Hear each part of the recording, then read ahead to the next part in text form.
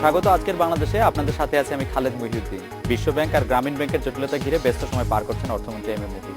এছাড়া সোনালী ব্যাংক নিয়ে বাংলাদেশ ব্যাংকের একটি চিঠি নিয়ে মন্তব্য করেও খবরের শিরোনাম হয়েছেন অর্থমন্ত্রী। সোনালী ব্যাংকের পরিচালনা পর্ষদ পুনর্গঠনের সুপারিশ কেন্দ্রীয় ব্যাংক করতে পারে না বলে মনে করেন তিনি। এটা বাংলাদেশ ব্যাংকের দায়িত্ব নয় বলেও সরাসরি মন্তব্য করেছেন তিনি। অন্যদিকে বাংলাদেশ ব্যাংক বলছে তারা প্রচলিত আইন অনুসারেই সুপারিশ করতে পারে। এই বিপরীত অবস্থানের কারণে বাড়ছে জটিলতা। আড়াল হতে বসেছে সোনালী ব্যাংকের একটি শাখা থেকে ৩,৫৪৭ কোটি টাকা উধাও হয়ে যাওয়ার কাহিনী। অপরাধীরা পার পেয়ে যাচ্ছে কিনা তা নিয়েও দেখা দিচ্ছে সংশয়। এই অবস্থা আজকের বাংলাদেশ আমরা খুঁজব কিছু প্রশ্নের উত্তর। সরকার বাংলাদেশ ব্যাংকের ক্ষমতায়ন করতে সত্যিই কতটা আন্তরিক? সোনালী ব্যাংক বিষয়ে কেন্দ্রীয় ব্যাংকের সুপারিশ মানতে আপত্তি কেন অর্থমন্ত্রী? হাজার হাজার কোটি টাকা উধাও হওয়ার দায় কেন ব্যাংকের পরিচালনা পর্ষদের নয়? ব্যাংকিং খাতে স্বচ্ছতা জবাবদিহি নিশ্চিত করতে কি উদ্যোগ নিচ্ছে সরকার? জানিয়ে রাখি, আজকে বাংলাদেশে আপনার মতামত প্রশ্ন পাঠাতে এসএমএস করতে পারবেন। এসএমএস পাঠানোর নিয়ম AKBO লিখে স্পেস দিন, লিখুন আপনার নাম, স্পেস দিয়ে লিখুন আপনার মতামত বা প্রশ্নটি। যে কোনো মোবাইল ফোন থেকে পাঠিয়ে দিন ১৬২৩২ নম্বরে। এছাড়া ইমেল করতে পারবেন akbo@independent24.tv ঠিকানায়, লিখতে পারেন ফেসবুক ও টুইটারে। এসব বিষয় নিয়ে আলোচনা করতে আজ স্টুডিওতে আছেন আওয়ামী লীগের সভাপতি মণ্ডলীর সদস্য ডক্টর মহিউদ্দিন খান আলমগীর, আছেন ডেইলি ইন্ডিপেন্ডেন্টের সম্পাদক জনাব মাহবুবুল আলম এবং দৈনিক আমাদের অর্থনীতি সম্পাদক জনাব নাইমুল ইসলাম খান। স্বাগত আপনাদের। জনাব মহিউদ্দিন খান আলমগীর, অর্থমন্ত্রী কেন্দ্রীয় ব্যাংকের এখতিয়ার নিয়ে প্রশ্ন তুলেছেন। বিশ্বের ব্যাংকিং ইতিহাসে মোটামুটিভাবে এটা একটা বিরল ঘটনা। মানে এটা কেন করলেন উনি? এখতিয়ারটা কোথায় ক্ষুণ্ণ হয়েছে বলে আপনি মনে করছেন বা উনি দেখছেন? প্রশ্নটা হলো কেন অর্থমন্ত্রী এই কাজটি করলেন। তো আমার মনে হয় এই প্রশ্নের উত্তর অর্থমন্ত্রীকে যদি সরাসরি করেন তাহলে ভালো হয়। অর্থমন্ত্রীর হয়ে তো আমি উত্তর দিতে পারবো না। আপনি কি মনে করছেন যে উনি এটা আমি বলতে পারি। জি, দেখুন, আমাদের ব্যাংক কোম্পানি যে আইন আছে 1991 সাল থেকে যেটা বলবৎ, সেই আইনের আমার যদ্দূর মনে পড়ে 45, 46 এবং 47 ধারা অনুযায়ী বাংলাদেশ ব্যাংক যে কোনো বাণিজ্যিক ব্যাংকে তার নির্দেশ দিতে পারে তার পরিচালক পর্ষদের কোনো সদস্য কিংবা আপনার সভাপতি কিংবা প্রধান নির্বাহী কিংবা ব্যবস্থাপনা পরিচালককে অপসারণ করতে পারে। এবং পরিচালক পর্ষদ ভেঙেও বাংলাদেশ ব্যাংক ভেঙে তারা সেখানে প্রশাসক নিয়োগ করতে পারে। এখানে যে কথাটি আমাদের মনে রাখা দরকার সেটা হলো এই সোনালী ব্যাংক যদিও একটি সীমাবদ্ধ দায় বিশিষ্ট ব্যাংক, তথাপিও মনে রাখতে হবে এর মালিকানা সরকারের এবং এর যে পরিচালনা পর্ষদ এর নিযুক্তি দেন সরকার। তো নিযুক্তি যেখানে সরকার দেন সেখানে সরকারকে বলা যে আপনি আপনার পরিচালক পর্ষদ পরিবর্তন করেন, এটা একটু অস্বাভাবিক। এটা বোধহয় এভাবে করা ঠিক নয়। আমি মনে করি অনানুষ্ঠানিকভাবে বাংলাদেশ ব্যাংকের তরফ থেকে যদি এই ধরনের কোনো অনিয়ম তারা পেয়ে থেকে অর্থমন্ত্রীকে জানাতেন বা সরকারকে জানাতেন তাহলে এই ক্ষেত্রে বিষয়টা আরও সন্তুষ্টির সাথে এবং ফলপ্রসূভাবে সমাধান করা যেত। তবে বলা প্রয়োজন এবং মনে রাখা প্রয়োজন, বাংলাদেশ ব্যাংকের এখানে দুটি দায়িত্ব আছে। বাংলাদেশ ব্যাংক যে কোনো বাণিজ্যিক ব্যাংকের পরিচালনা পর্ষদকে অব্যাহতি দিতে পারে, এই ক্ষমতা বাংলাদেশ ব্যাংকের আছে। কিন্তু অব্যাহতি দেওয়ার আগে বা প্রক্রিয়ায় বাংলাদেশ ব্যাংকে একটি সুনির্দিষ্ট আইনি প্রক্রিয়া অনুসরণ করতে হবে। যেমন একটি তদন্ত হতে হবে, বাংলাদেশ ব্যাংক থেকে গঠিত একটি স্থায়ী কমিটির মাধ্যমে সেই তদন্ত প্রতিবেদন সম্পর্কে বাংলাদেশ ব্যাংকের গভর্নর যদি নিজে সন্তুষ্ট হন তাহলে তার সন্তুষ্টির ব্যাখ্যা এবং কারণ সম্পর্কিত করে তিনি এটা পরিবর্তন করতে পারেন। তো এখানে প্রশ্ন হলো যে ক্ষেত্রে বাংলাদেশ ব্যাংক এই কাজটি করতে পারে সেক্ষেত্রে বাংলাদেশ ব্যাংক কেন আপনার সরকারকে বলছে যে আপনারা করেন? সরকার যাদেরকে আপনার নিযুক্তি দিয়েছে তাদেরকে নিযুক্তি থেকে দূরে সরিয়ে দেওয়া কিংবা তাদের নিযুক্তি বাতিল করার ক্ষমতা সরকারেরই, কারণ এটাই বিশেষ আইন, যারা নিযুক্তি দেয় তারাই করেন। তো এক্ষেত্রে আমার মনে হয় সেভাবে এটা যদি শুরু হতো এটা ভালো হতো এবং পৃথিবীর অন্যান্য কেন্দ্রীয় ব্যাংক বা পার্শ্ববর্তী দেশের কেন্দ্রীয় ব্যাংক ও সরকারের যে সম্পর্ক তা যদি আমরা বিশ্লেষণ করি তাহলে দেখব যে এসব ক্ষেত্রে অনানুষ্ঠানিক আলোচনার ভিত্তিতে এই ধরনের সিদ্ধান্ত নেওয়া হয়। এর আগেও বাংলাদেশ ব্যাংক যেমন ওরিয়েন্টাল ব্যাংকের পরিচালনা পর্ষদকে দূরে সরিয়ে দিয়েছিল বা আপনার বাতিল করেছিল, সেখানে কিন্তু বাংলাদেশ সরাসরি করেছে কিন্তু অন্য কাউকে অনুরোধ করেনি। এক্ষেত্রে সেই কাজটি করা উচিত ছিল।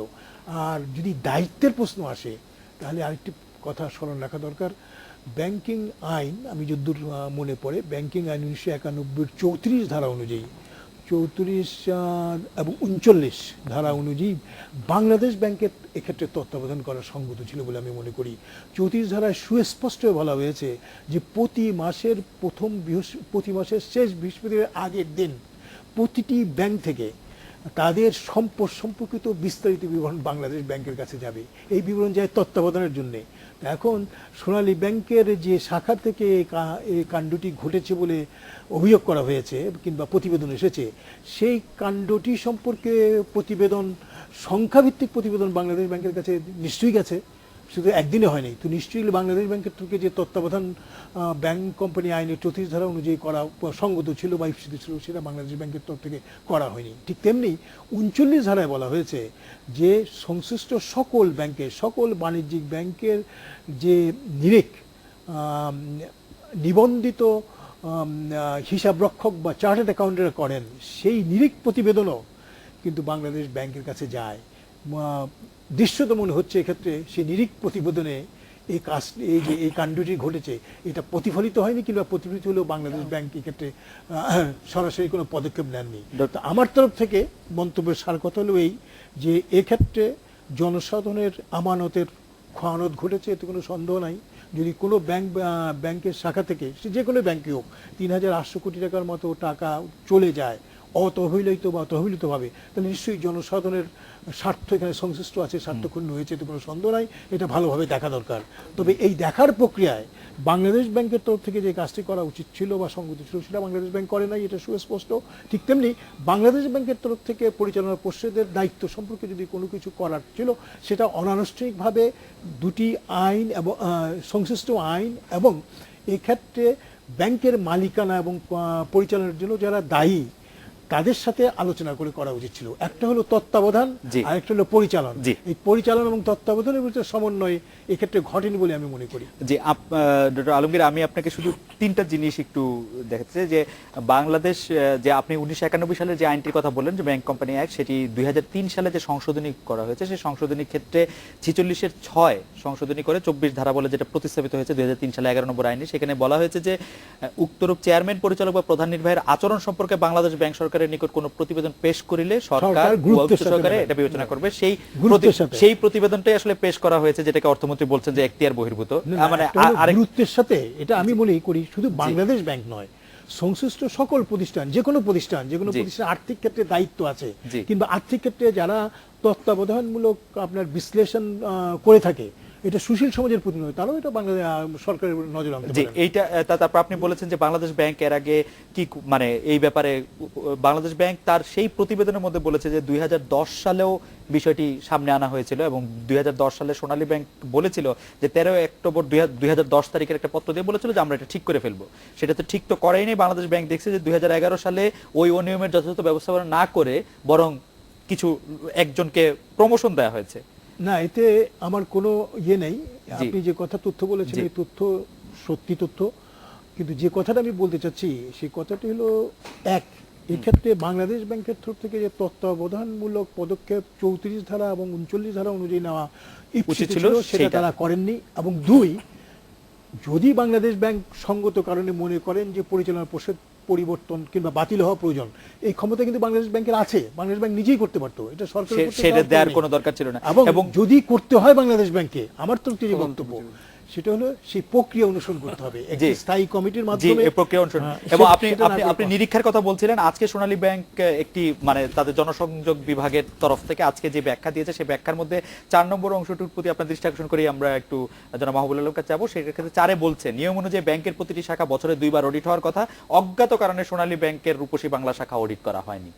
এবং এটি যে অজ্ঞাত কারণে অডিট করা হয়নি, ডক্টর মহিউদ্দিন খান আলমগীর আগেই বললেন, এটি বাংলাদেশ ব্যাংকও খেয়াল করেনি। জনাব মাহবুবুল আলম, সেখানেই আমি জনাব মহিউদ্দিন খান আলমগীরের সাথে একমত পোষণ করে আমি বলছি যে বাংলাদেশ ব্যাংকের যে দায়িত্বটা ছিল, তাদের মতে তারা সেই দায়িত্বটা পালন করেছে, একটা চিঠি দিয়েছে, যথাযথ ব্যবস্থা অবলম্বনের জন্য সরকারকে অনুরোধ জানিয়েছে। সেটা আইনানুগভাবেই হয়েছে বলে তারা বলেছেন। এবং এটার ব্যাপারে আমার দ্বিমত পোষণ করার আমি মনে করি না করা যেতে পারে। তবে যেখানে আলমগীর সাহেব বলেছেন যে তত্ত্বাবধান যেটা করার কথা ছিল সেটা কিন্তু বাংলাদেশ ব্যাংক ঠিকমতো করেছে বলে মনে হচ্ছে না, আপাত দৃষ্টিতে মনে হচ্ছে না। কারণ যদি তত্ত্বাবধান করতে থাকলো, এত বড় একটা অঙ্কের টাকা গেল কোথায়, কিভাবে গেল? It's mind boggling amount. যে কোনো দেশের, শুধু বাংলাদেশ যে একটা দরিদ্র দেশ সেটা নয়, আপনার যে কোনো দেশে এই অঙ্কের টাকাটা কিন্তু একটা বিরাট টাকা। এবং এই টাকাটা যে চলে গেল, সেই টাকাটা চলে গেল বাংলাদেশ ব্যাংক তাৎক্ষণিকভাবে এটা তো জানার ব্যবস্থা তাদের রাখা উচিত ছিল, সেটা রাখেনি। কিন্তু তারা চেয়েছে, সরকারের কাছে চিঠি দিয়েছে, ঠিক আছে, আইনে চিঠি দেওয়ার যে ব্যবস্থা রয়েছে সেই ব্যবস্থা মতো চিঠি দিয়েছে।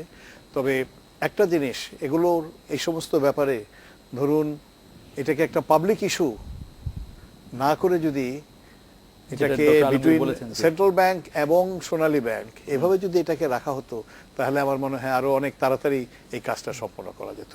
আরেকটা জিনিস হচ্ছে, এই টাকাটা গেল কোথায় সেটা তো দেরিতে হলেও তো খুঁজে বের করতে হবে।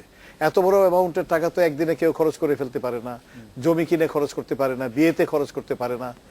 তাহলে টাকাটা গেল কোথায়? টাকাটা নিশ্চয়ই কোনো ব্যাংকে রাখা হয়েছে। ব্যাংকে যদি রাখা হয়ে থাকে, টাকাটা ট্র্যাক করতে হবে এই ব্যাংক থেকে আরেক ব্যাংকের অ্যাকাউন্টে গেছে কিনা, সেখান থেকে আরেক ব্যাংকে গেছে কিনা, সেই ট্র্যাকিং এর কোনো ব্যবস্থা করা হয়েছে কিনা সেটা আমাদের জানা নেই। এটা বাংলাদেশ ব্যাংকের দায়িত্ব। এটা বাংলাদেশ ব্যাংকের একদম দায়িত্ব। absolutely Bangladesh Bangladesh bank bank অবশ্য পালনের দায়িত্ব, অবশ্য পালনের কারণ দায়িত্ব। তাদের ওখানে ওই ঋণ সংক্রান্ত তথ্য আপনারা প্রশাসিত করার একটি বিশেষ বিভাগই আছে। রাইট। জনাব নাঈমুল ইসলাম খান, আপনার কাছে জানতে চাইবো যে উনি বলেছেন যে টাকাটি কোথায় গেল বা টাকা কি হলো, এই বিষয়ে আপনার মন্তব্য শুনতে চাই। আমি এটাই বলবো, প্রথমত আমরা যেভাবে মিডিয়ার রিপোর্টিং দেখি, আমাদের এটা বুঝতে হবে, আমরা মিডিয়াতে কিন্তু অনেক রিপোর্টিং করি এই বিজনেসটা সম্পর্কে। যেমন আমরা যেটা বলছি আত্মসাৎ, টাকা আবার আত্মসাৎ করে কিভাবে? টাকাটা ব্যাংক থেকে সে লোন নিয়েছে, আপনি বললেন ফলস জমি দেখিয়ে বা ওভার ভ্যালু করিয়ে নানান ভাবে টাকাটা নিয়েছে। ব্যাপারটা আত্মসাৎ কিংবা এটা লন্ডার্ড হয়ে গেল কিনা, বিদেশে পাচার হয়ে গেল কিনা, বা ওই মাহব্বা যেরকম বলেন অন্য ব্যাংকে গেল, এটা কিন্তু ট্র্যাক ট্রেস দুইটাই করা যায়। ব্যাপারটা যেটা হচ্ছে, যে ক্লায়েন্ট এখানে ৩,৫৪৭ কোটি টাকা কিন্তু একজন ক্লায়েন্টের না, ৬ জনের, এর মধ্যে একজনেরই বেশি, প্রায় ২৫০ কোটি টাকা, ২৫০০ কোটি টাকার মতো হলমার্ক গ্রুপের। কিন্তু এই হলমার্ক গ্রুপের ব্যাপারটা আমি একটু জানি, কারণ আমি রিপোর্টিং গুলি ট্র্যাক করছিলাম, যে ওদের কথা হলো ওরা তো সারাক্ষণ স্বীকার করতেছে যে হ্যাঁ টাকাটা আমরা নিয়েছি। এই টাকাটার জন্য এখন যদি তারা অনিয়ম হয়েছে, তারা ব্যাংকে প্রভাবিত করে টাকা নিয়েছে, এগুলো সব কিন্তু তারা বলে তারা বলছে যে তাদের কাছে সব অ্যাসেট এখন আছে, তারা ইচ্ছা করলেই এটা এখন ব্যাংকে সেটার জন্য মর্টগেজ দিতে পারবে। সুতরাং টাকাটা আত্মসাৎ হলো কি হলো না, এটা লেখার আগে আমাদের আসলে ইনভেস্টিগেট করা দরকার ছিল, সেটা হয় নাই। কিন্তু আমি এখানে বাংলাদেশ ব্যাংকের একটা রোল নিয়ে কথা বলবো। বাংলাদেশ ব্যাংক মন্ত্রণালয়ে যে চিঠিটা পাঠিয়েছে, এই চিঠি তারা পাঠাতে পারে না আমি বলবো না, কিন্তু এই পাঠানোর মাধ্যমে তারা আসলে নিজেদের রেসপন্সিবিলিটিটা শিফট করার চেষ্টা করেছে। তারা নিজেরা যে দায়িত্ব পালন করে নাই, এটা নিয়ে যেন ঘাটাঘাটি না হয়, বলটা তারা মন্ত্রণালয়ে পাঠিয়ে পলিটিক্যাল ফিগারকে মেলাইন করার জন্য এটা একটা অসৎ উদ্দেশ্যে করেছে, এটা আমার দৃঢ় বিশ্বাস। আমি কেন বলছি এই কথা, যে এই বাংলাদেশ ব্যাংক সবকিছুই টের পায় এত দেরিতে। মহিউদ্দিন খান আলমগীর সাহেব যে ওরিয়েন্টাল ব্যাংকের কথা বললেন, এই ওরিয়েন্টাল ব্যাংকটা ধ্বংস হওয়ার বহু আগেই এটাকে রক্ষা করা যাইত।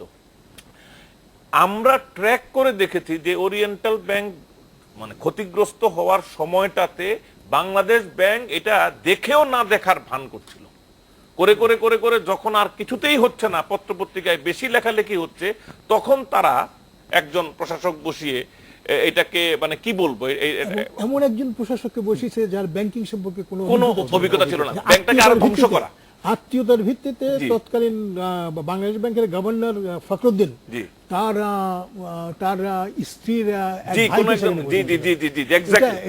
তৎকালীন বাংলাদেশ ব্যাংকের গভর্নর ফখরুদ্দিন তার স্ত্রীর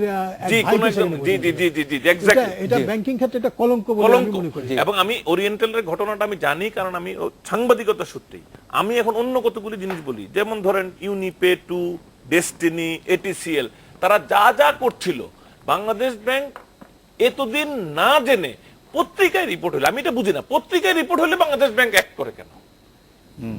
ব্যাংকের জুরিসডিকশন কি পত্রিকার পেপার ক্লিপিং দেখে তবে act করা? এইখানে একটা জিনিস একটু জানতে চাচ্ছি, আপনি বলতেছেন যে পলিটিক্যাল ফিগারটাকে মেলাইন করার জন্য বাংলাদেশ ব্যাংক এটা হলো আমার বিশ্বাস, কারণ হলো তারা আপনার নিজেদের এই বিষয়ে কিন্তু বাংলাদেশ ব্যাংক আসলে কি অস্তিত্ব হিসেবে পলিটিক্যাল ফিগারকে তার মেলাইন করে তার মোটিভ বা তার তার মোটিভ লাভটাকে তো আলোচনাটা যেন মন্ত্রণালয় যে মন্ত্রী এটা রিফিউজ করছে এইটাকে হাইলাইট করা, কারণ আমাদের মন্ত্রী সাহেবও উনিও এটার প্রকাশ্যে কমেন্ট কেন করতে গেলেন যে এটা এরকম, আমি বুঝি না। আমি ওনার জায়গায় হইলে কিন্তু কোনো কমেন্ট করতাম না, আমি বাবার বলটা ওদের কোর্টে পাঠাতাম, গিয়ে বললাম তুমি যে চিঠিটা পাঠাইলা তার আগে তোমার থরো ইনভেস্টিগেশন কোথায়, তুমি রিপোর্ট দিলা কোথায়, কিটার আমি কোন রিপোর্ট, আপনি কি মনে করেন একটা পরিষদ ভেঙে দিলেই হবে নাকি? তারা আবার কোর্টে যেতে পারবে না? তাদের তো যাওয়ার জায়গা আছে, এত সহজ না কিন্তু। Right. আপনাকে তো প্রয়োজনীয় প্রসেস মানে ডিউ প্রসেসে অ্যাকশনটা নিতে হবে ভাই। রাইট। আমরা একটা বিরতি নিচ্ছি, বিরতির পর ফিরে এসে আমি এই বিষয় আমি তার আগে একটু তথ্য দিয়ে আসি। এর বাইরে যে কাগজপত্র আমরা দেখেছি তাতে দেখা গেছে সোনালী ব্যাংকের গুলশান শাখা থেকে এইভাবে 326 কোটি টাকা গেছে।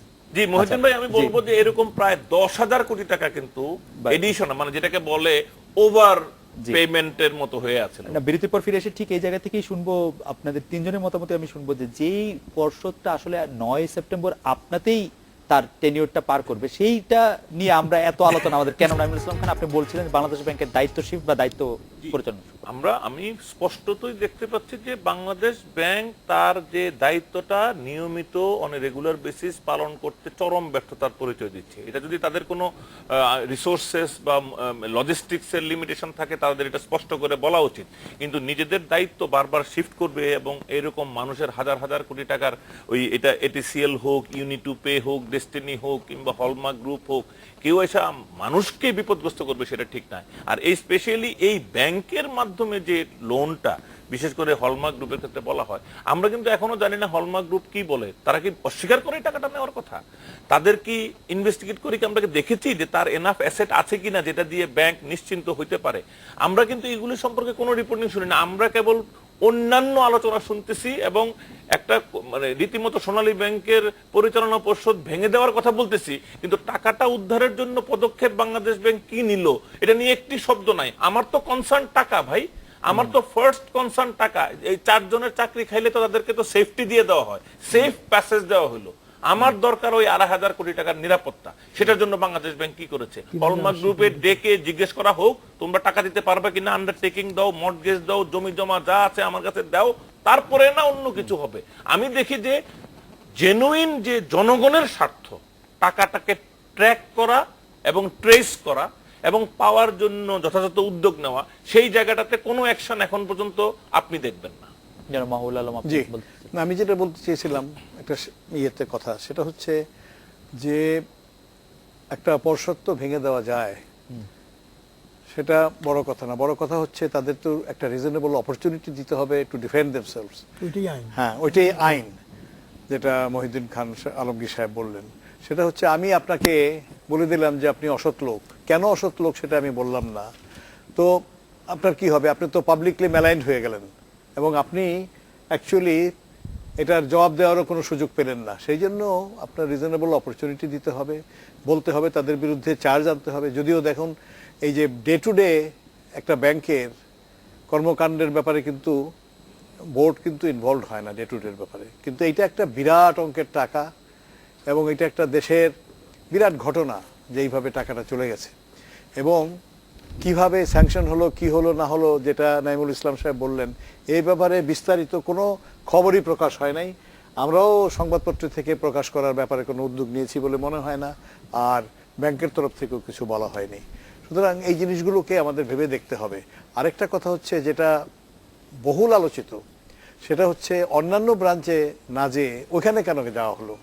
শেরাটনে কি রয়েছে যেখান থেকে এতগুলো টাকা চলে যাচ্ছে, এখানে এটা কেন হলো? এটার ব্যাপারেও তো মানুষ জানতে চাইবে এবং এটা পরীক্ষা নিরীক্ষা করেও দেখা এটা কৌতূহলের বিষয় কিন্তু। এটা খুবই খুবই কৌতূহলের বিষয়। এবং ওরা সোনালী ব্যাংক লিমিটেড আজকে যে মানে যে বিবৃতিটি জনসমক্ষে পড়ে শুনিয়েছে, সেটার মধ্যে খুব মজার কয়েকটি কথা আছে, যে দু একটি পড়ে শোনানো যায় যে নিয়ম অনুযায়ী কোনো কর্মকর্তার এক শাখায় 3 বছরের বেশি থাকার কথা নয়। রূপসী বাংলা শাখার ডিজিএম এ কে আজিজুর রহমান পদোন্নতির পরও ওই শাখায় রাখা হয়, ফলে প্রায় 5 বছর কর্মরত থাকেন। তার বদলির দায়িত্ব ছিল ব্যাংকের এমডির। তৎকালীন এমডি কেন এই কর্মকর্তাকে বদলি করেননি তা আমাদের কাছে বোধগম্য নয়। এটা তো বলতে পারো। আমি মহিউদ্দিন ভাইকে জিজ্ঞেস করি, এটা কি বাধ্যবাধকতা যে 3 বছর পরে ট্রান্সফার করতেই হবে? আমার মনে হয় ঠিক না। বাধ্যবাধকতা না। এটা কিন্তু ভুল লিখেছে, এটা ঠিক নয়। কোনোদিনও বাধ্যবাধকতা না। কিন্তু জিনিসটা হচ্ছে 3 বছর পরে তাকে ট্রান্সফার করলে তিনি কোনো অজুহাত দেখাতে পারবেন না। এটা একটা অনুসরণীয় সূত্র। অনুসরণীয় সূত্র, এটা কিন্তু বাধ্যবাধকতা না। সোনালী ব্যাংক অবশ্য বলছে যে পরিচালনা পর্ষদের নির্দেশনা ছিল 3 বছরের মধ্যে যে কোনো কর্মকর্তাকে এক স্থান থেকে অন্য স্থানে বদলি করতে হবে। এক্ষেত্রে এই নির্দেশ পরিপালন করা হয়নি। শুধু কি এক্ষেত্রে এই ক্ষেত্রে কত ক্ষেত্রে পালন করা হয়েছে? আর নাইম ভাই যে বলছিলেন যে হাতিয়ে নেওয়া বা আত্মসাৎকৃত অর্থ উদ্ধারে, সেই ক্ষেত্রে তাদের ব্যাখ্যা হচ্ছে এরকম যে ব্যাংক কর্তৃপক্ষের সুপারিশ অনুযায়ী পরিচালনা পর্ষদ কর্তৃক সংশ্লিষ্ট ব্যবসায়ী প্রতিষ্ঠানগুলির কাছ থেকে অতি দ্রুত নগদে 25% টাকা আদায় এবং বাকি 75% 1.5 গুণ স্থাবর সম্পত্তি মর্টগেজের মাধ্যমে ব্যাংকের টাকা নিরাপদ রাখার নির্দেশ দেওয়া হয়েছে। হ্যাঁ, নির্দেশ দেওয়া হয়েছে। আমি কিন্তু একটা প্রতিষ্ঠানের ক্ষেত্রে জানি যে তারা প্রতিপালনের জন্য প্রায় ব্যবস্থা নিয়েও ফেলেছে। অ্যাকচুয়ালি ব্যাংকিং এর বিষয়গুলি, ব্যাংকিং হচ্ছে ব্যবসা বাণিজ্যের সাথে জড়িত, একটা ব্যবসা বান্ধব পদক্ষেপ নিতে হবে। জেল জরিমানা কিন্তু ইজ নট দি সলিউশন। আপনি একজন ব্যবসায়ীরে জেলখানায় ঢোকানোর চাইতে তাকে আমি মনে করি বিজনেসে রেখে তাকে দেশে বিদেশে যাইতে না দিয়ে দরকার হলে তার বিজনেসটা চালু রেখে টাকাটা ফেরত পাওয়া প্রথম, তারপরে অন্য পানিশমেন্ট। তারপরে টাকা না পেলে পানিশমেন্ট দিয়ে লাভ নাই কিন্তু, কারণ সে একলা জেলে থাকবে আর 2,500 কোটি টাকা তার অন্যান্য আত্মীয় স্বজনরা ভোগ করতে থাকবে চারিদিকে। এটা কোনো মানেই হয় না। আরেকটা অন্য প্রসঙ্গে ডক্টর মহিউদ্দিন খান আলমগীরের কাছে আসি। এই মানে বাংলাদেশ ব্যাংক সম্পর্কে যখন কথা হয় তখন বাংলাদেশ ব্যাংকের তদারকি, বাংলাদেশ ব্যাংক নিজে তার তদারকি কমিয়ে মুনাফা সংগ্রহে মনোযোগ বাড়িয়েছে বলে এরকম একটা অভিযোগ আমরা ইদানিং প্রায় শুনি। আজকেও বাংলাদেশ ব্যাংকের মুনাফা আজকেও মহাব্যবস্থাপক আসাদুজ্জামান আজকে তারা বলেছে 2011-12 অর্থ বছরে বাংলাদেশ ব্যাংক 3,500 কোটি টাকা মুনাফা করেছে।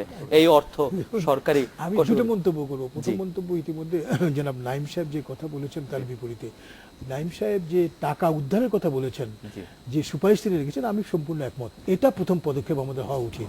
কিন্তু এক্ষেত্রে যে চরম ব্যর্থতার পরিচয় বাংলাদেশ ব্যাংক দিয়েছে, আমি কিন্তু অতটুক চরম পর্যায়ে কথা বলবো না এই জন্যে যে আমরা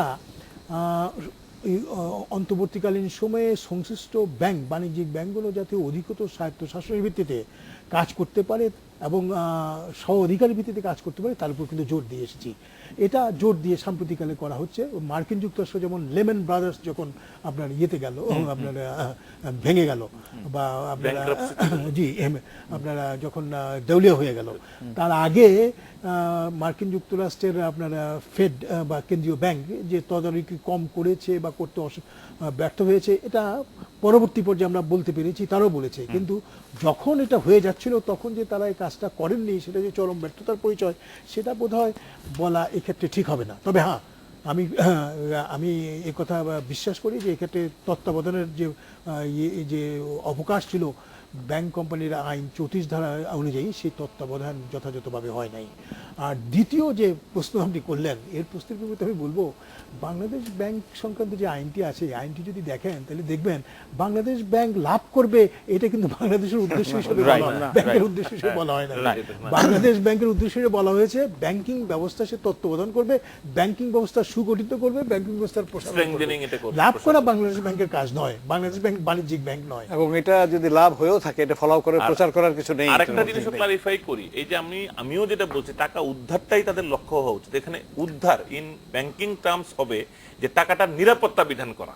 আসলে এই টাকাটা পাওয়া যাবে এইটা নিশ্চিত হওয়া ওই ক্লায়েন্টের সঙ্গে এবং ক্লায়েন্টের পক্ষে কাজ করে, তারপরে অন্যান্য ইররেগুলারিটিস কি হয়েছে, সেটার পানিশমেন্ট কি হতে পারে সেটা করো। আমি সম্পূর্ণ একমত। টাকাটা উদ্ধার করতে হবে। টাকাটা উদ্ধার, এটাই হলো প্রথম পদক্ষেপ হবে বাংলাদেশ ব্যাংকের তরফ থেকে। যে টাকাটা কোথায় গেছে, টাকাটা গেছে কোথায়, টাকাটা লোকেট করা। 3,850 কোটি টাকা, এটা কিন্তু 38 টাকা না, 38,000 টাকা না, টাকাটা কোথায় গেছে এটা বাংলাদেশ ব্যাংক এটা বের করতে পারে ইজিলি। বাংলাদেশ ব্যাংক এটা বের করার পর 20 টাকা না, 38,000 টাকা না, টাকাটা কোথায় গেছে এটা বাংলাদেশ ব্যাংক এটা বের করতে পারে Easily পারবে। এবং বাংলাদেশ ব্যাংক এটা বের করার পর ওই নাইম সাহেব যে কথা বললেন তার অনুসরণ করে বলতে যাচ্ছি এই টাকাটা উদ্ধার করা হবে আমাদের প্রথম পদক্ষেপ। সেটা নিশ্চিত করা, বাংলাদেশ আর ব্যাংকের কিছু। পদক্ষেপ, সোনালী ব্যাংকের প্রথম পদক্ষেপ। এক্স্যাক্টলি। আরেকটা যেটা আপনি পড়ে শোনালেন, জি। এই সোনালী ব্যাংকের যে প্রেস রিলিজ, জি। যেটা আপনি বললেন, আজকে সংবাদ সম্মেলন করে এটা হ্যাঁ, এই ধরনের প্রেস রিলিজ কিন্তু আমি কখনো শুনিনি। যে আপনি একটা ব্যাংক, একটা ইনস্টিটিউশন, তার আজকে এমডি কে আছে, গতকাল কে ছিল না ছিল সেটা বড় কথা না, বড় কথা হলো দেয়ার ইজ এ কন্টিনিউইটি।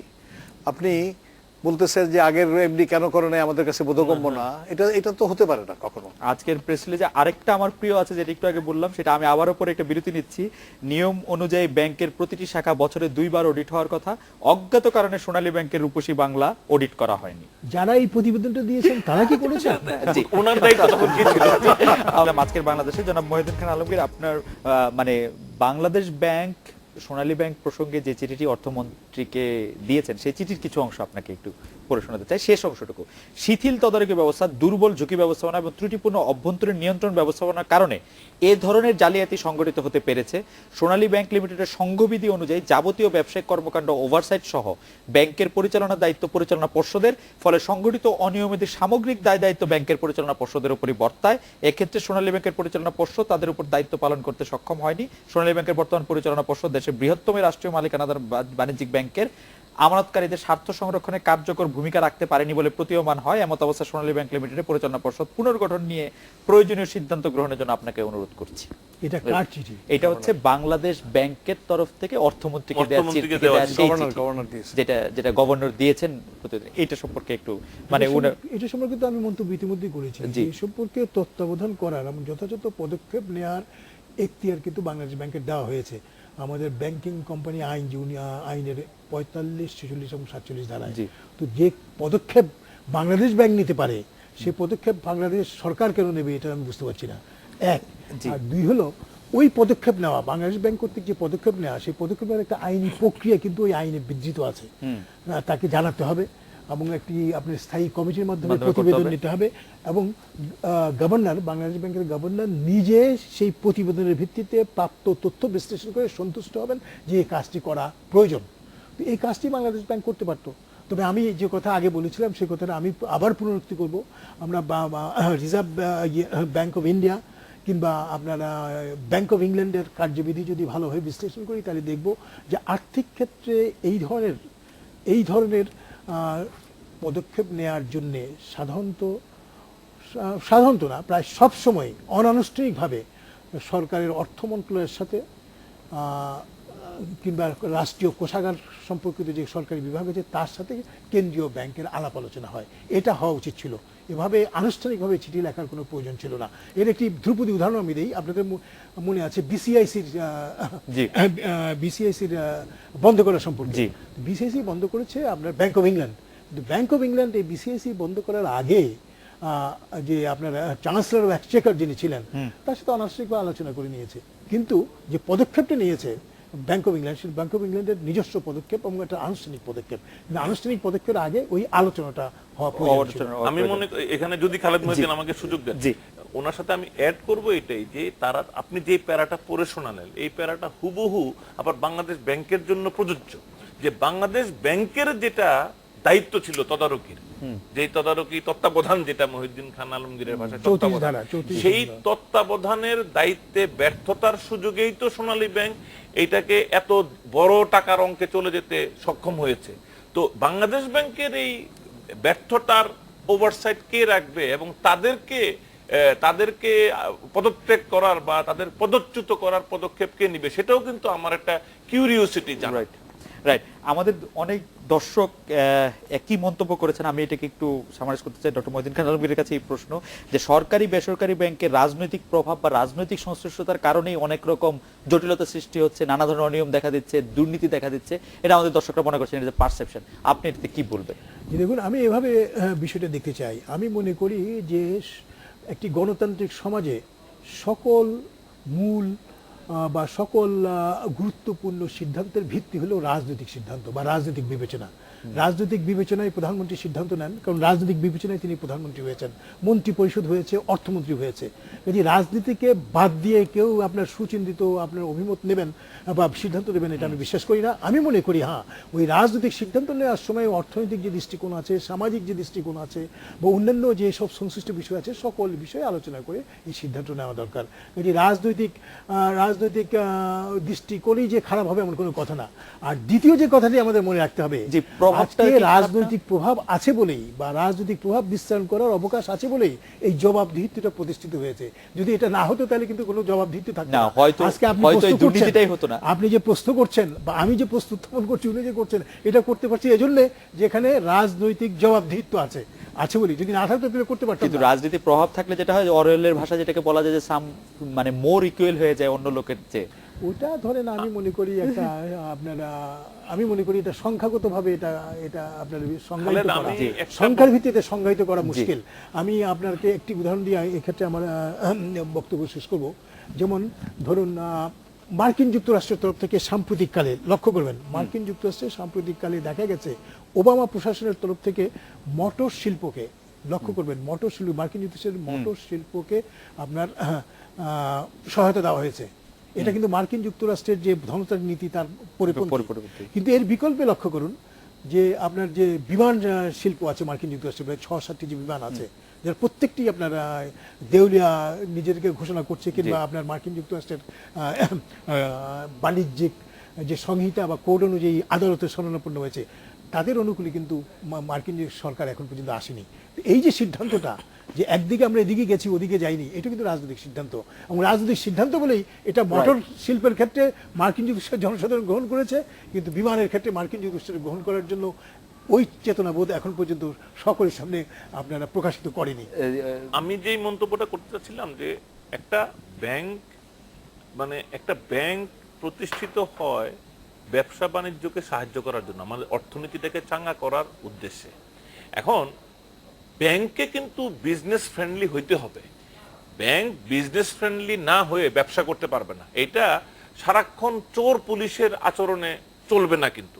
কিন্তু এই কথার অর্থ এই না যে আমরা বলবো যে টাকা নির্দিষ্ট নিয়ম কানুন প্রতিপালন না করে, নিরাপত্তা বিধান না করে কেউ দিবে।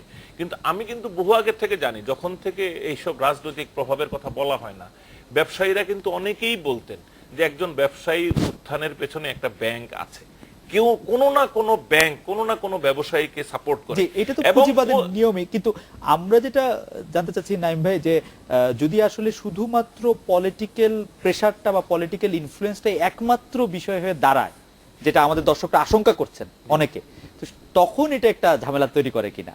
না, এটা আমি যেন মাহবুবুল যদি আলম ব্যাখ্যা একটু করি, আমাকে যদি অনুমতি দেন। সেটা হলো যে দেখেন, ব্যাংককে বা আপনার ব্যবসা বান্ধব হতে হবে, কিন্তু এই প্রক্রিয়ায় ব্যাংক যে কাজটি করে এটাকে আমরা আপনার ব্যাংকের ভাষায় বলি মাধ্যমায়ন বা ইন্টারমিডিয়েশন। এরা সঞ্চয়কে আপনার বৃহৎ আকারে রূপান্তরিত করে এক, আর অল্প মেয়াদী সঞ্চয়কে আপনার দীর্ঘমেয়াদী সঞ্চয়ে রূপান্তরিত করে যারা বিনিয়োগ করেন তাদের অনুকূলে এটা সঞ্চালিত করে। তো এই কাজটি করার প্রক্রিয়ায় যে আছে, এটা কিন্তু রাজনৈতিক সমর্থন, জনসাধারণ চায়। এটা রাজনৈতিক সমর্থন হলে এটা হতো না, রাজনৈতিক সমর্থন আছে বলে এটা হয়। আমি একটু মাহবুবুল আলম সাহেবের রাজনৈতিক সমর্থন আছে বলে আমরা শিল্প ব্যাংকের মতো প্রতিষ্ঠান করি, কিন্তু আইসিবির মতো প্রতিষ্ঠান করি না, করতাম না। না, যেটা আপনি কিছুটা টাচ করে গেছেন কিন্তু পুরোপুরি ব্যাখ্যা আমরা পাইনি। সেটা হচ্ছে যেটা বারবার উনি বলতেছেন, সেটা হচ্ছে যে শুধুমাত্র রাজনৈতিক বিবেচনায় যদি পরিচালনা পর্ষদ কোনো ব্যাংকের গঠন করা হয়, তাহলে জনমনে একটা আশঙ্কা থেকে যায় যে এটা কি ঠিক মতো পরিচালনা করা হবে কিনা। আপনি যেটার ব্যাখ্যা দিয়েছেন যথার্থই দিয়েছেন। আপনি বলেছেন মূল বিবেচনাটা রাজনৈতিক বিবেচনা হতে হবে, কিন্তু সেই বিবেচনার করতে যেয়ে কি ধরনের লোককে আপনি নিয়ে আসবেন সেটা আপনার যিনি এই বিবেচনায় রাখবেন তার উপরে নির্ভরশীল। আমি যদি রাজনৈতিক বিবেচনায় মনে করি যে মিস্টার এক্স মিস্টার ওয়াই থেকে ভালো, কারণ সে জ্ঞানী, অভিজ্ঞ এবং কোনো বিশেষ বিবেচনায় সে টাকা পয়সার লেনদেন করবেন না, তাহলে আমি আশ্বস্ত বোধ করি। এবং এই জিনিসটাই আপনি বলেছেন। আপনার অবস্থানের সাথে আমার কোনো বিরোধ নাই। আমি যেটা বলতে চাচ্ছি সেটা হলো এই রাজনৈতিক বিবেচনায় যে রাজনৈতিক ক্ষেত্রে সিদ্ধান্ত নেন, তিনি কিন্তু জনসাধারণের কাছে দায়ী, জবাবদিহির দায়বদ্ধ, যিনি সিদ্ধান্ত নেন। এখন যদি ভুল সিদ্ধান্ত কিংবা ধরেন নিজস্ব স্বার্থ বা গোষ্ঠীগত স্বার্থ প্রণোদিত সিদ্ধান্তে যার ওখানে যাওয়া দরকার বা ঈপ্সিত নয় তিনি সেখানে স্থান পান, তাহলে দিনের শেষে তাহারকে জবাবদিহি করতে হবে। আমি একটু এবং এই রাজনৈতিক প্রক্রিয়া না থাকলে জবাবদিহি তো থাকে না। আমি এই ক্ষেত্রে বলতে চাই যে আমাদের অনিয়ম বা দুর্নীতির উৎস রাজনীতিকও হতে পারে, আমলাতান্ত্রিকও হতে পারে, বা এটা কমপ্লিটলি আমার মনে হয় প্রফেশনালি দেখা উচিত যে আমি যেই স্পেসিফিক দুর্নীতিটার কথা বলছি এটার কারণটা কি সেটা ইনভেস্টিগেট করে বের করতে যদি পারতাম জার্নালিস্টিক্যালি অথবা অ্যাডমিনিস্ট্রেটিভলি, সেটা নিয়ে আমাদের আলোচনা করতে পারতাম। আমাদের আসলে মূল ইস্যুটা হবে in which ever influence weather political, সেটা নিয়ে আমাদের আলোচনা করতে পারতাম। আমাদের আসলে মূল ইস্যুটা হবে in which ever influence weather political or administrative or ওই যে মানে ইনসেন্টিভ যে টাকা পয়সা ঘুষ দিয়ে হলো, কিভাবে হলো, কোন ক্ষেত্রে হলো, আমার মনে হয় যে সেটা বের করা দরকার। এবং আমাদের মিডিয়ারও দায়িত্ব এই যে অনিয়মগুলি যত আমাদের মিডিয়ার দায়িত্বটা নিয়ে আমরা একটা বিরতি নিয়ে এসে এই মিডিয়া প্রসঙ্গে একটু শেষ পর্বটা দেশে জনাব নাঈমুল ইসলাম খান আপনার কাছ থেকে এবং জনাব মাহবুবুল আলম কাছ থেকে শুনবো যে আসলে মিডিয়ার ভূমিকা আপনি যদি একটু প্রথমে বলেন যে এই ধরনের জিনিসগুলি আনার্ট করার ক্ষেত্রে বা আমি আপনাকে অনেস্টলি বলবো যে আমাদের মিডিয়ার মানে কয়েক ধরনের উইকনেসেস হয়। আমি একটা ছোট্ট গল্প বলি। আমরা একবার স্কাউট ক্যাম্প হচ্ছে, তখন একটা পত্রিকায় গেল রিপোর্ট করতে স্কাউট ক্যাম্পটা সম্পর্কে বিস্তারিত রিপোর্ট করে শেষে রিপোর্টার লিখলো যে এই ক্যাম্পটার একটাই খারাপ লেগেছে যে ছোট ছোট ছেলে মেয়েদেরকে নিজেদের রান্না নিজেরা করতে বাধ্য করা হয়েছে।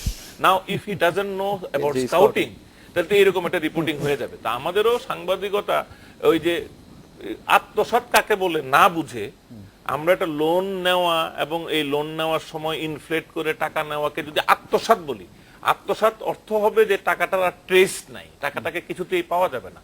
তো এই যে রিপোর্টিং গুলি হয়েছে আমাদের পত্রিকার নানান রকম উইকনেসের মধ্যে এটা। আরেকটা হলো একটা পত্রিকা করে ফেললে যদি একটা নামি দামি পত্রিকা রিপোর্টটা করে তারপরে বাকিরা ব্যান্ডওয়াগন অথবা সিন্ডিকেশনে চলে যায়, তারা যে নিজেদের আবার একটা ইন্ডিপেন্ডেন্ট রিপোর্ট যেখান থেকে আমরা একটা নতুন ডাইমেনশন পাবো, এডিশনাল ইনফরমেশন পাবো, সেটা আমরা করি না। এই উইকনেস থেকে আমাদের মিডিয়াকে বেরিয়ে আসতে হবে এবং যত তাড়াতাড়ি হবে তত আমাদের বিজনেসের জন্য মঙ্গল, আমাদের অর্থনীতির জন্য মঙ্গল, এবং আমি বলবো যে সামগ্রিকভাবে আমাদের জার্নালিজমেরও একটা আমি যেটা বললাম মান আমরা অর্জন করতে পারবো। এবং আমরা আমাদের যেটা হয়েছে কোয়ান্টিটি বেড়েছে, জার্নালিজমের এক্সপানশন হয়েছে, কিন্তু কোয়ালিটেটিভ সাইডটাতে আমরা সেই যে বিশ্বমান আমাদের অর্জন করা দরকার আমাদের সেটার জন্য এখন কাজ করতে হবে। এটা বড় একটা দিক, কিন্তু আরেকটা দিকও আছে যে আপনার এই সংবাদ মাধ্যম যেটা আছে একে প্রভাবিত করার যে পট্টগুলো অধুনা আমরা উদ্ভাবিত করেছি এগুলো বন্ধ করবেন কেমন? না সে তো বটেই। না আমি যখন বলবো যে আমরা যখন ফেয়ার জার্নালিজম করা শিখবো, আমরা যখন জানবো যে ইনভেস্টিগেটিভ রিপোর্টটা কিভাবে করতে হয়, এর মধ্যে কিন্তু আমি বলবো যে আপনি যদি দুই জায়গায় প্রভাবিতও করেন তৃতীয় জনকে তো পারবেন না। আমাদের প্লুরালিজমের যে আমরা কথা বলি এটা কিন্তু এই জন্য যে আমাদের দুইজন সাংবাদিককে আপনি প্রভাবিত করে ফেলেন, তৃতীয় জনকে করতে পারবেন। গল্পের কথা বলেছেন, আমি তো ঘটনা বলি। জি, আপনার প্রথম আলোর মতিউর রহমান তিনি তার পত্রিকায় আমার সম্বন্ধে ছেপে দিয়েছেন যে আমি নরসিংদীতে নাকি কোন আপনার ওষুধ কারখানা আমি দখল করতে গেছি। এটা কেমন করে ছাপান? আমি যখন তাকে ফোন করলাম তিনি ফোন ধরছেন না।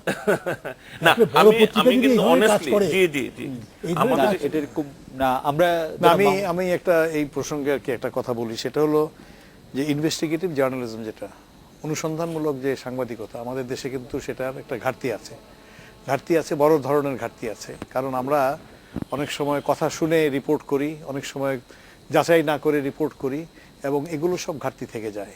এবং এর ফলে কিন্তু শুধু ইন্ডিভিজুয়াল যেটা উনি বললেন একজন ব্যক্তি বিশেষের নয়, সমাজেরও অনেক ক্ষতি হয়ে থাকে।